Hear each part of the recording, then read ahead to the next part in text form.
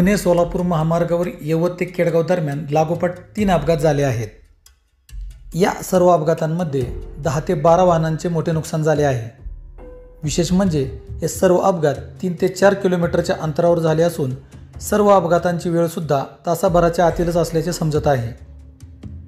पहिला अपघात हा यवतजवळ असणाऱ्या भुलेश्वर फाटा परिसरात झाल्याचे समजते, तर दुसरा अपघात हा भांडगाव केडगाव शिवेवर असणाऱ्या भुलेश्वर डेअरी फार्मजवळ झाला आहे।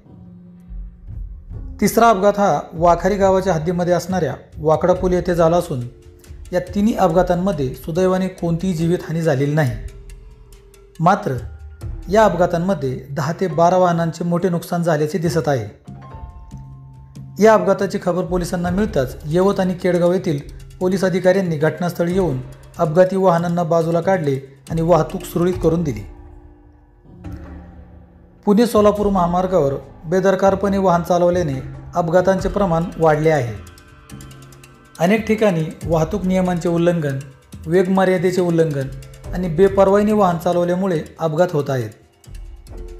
अनेक व्यावसायिक वाहनांवरील वाहनचालक हे भरधाव वेगाने गाडी चालवणे, लेन बदलताना सिग्नल न देणे, समोरच्या गाडीच्या अगदी जवळून गाडी चालवून कट मारणे, वाहतूक नियमांचे उल्लंघन करत मद्यपान करून किंवा अंमली पदार्थांचे सेवन करून वाहन चालवणे अशा प्रकारांमुळे अपघात वाढल्याचे दिसत आहे। त्यामुळे अशा वाहन चालकांवर कठोरात कठोर कारवाई करण्याची मागणी आता होत आहे। सहकारनामासाठी अब्बास शेख, दौंड।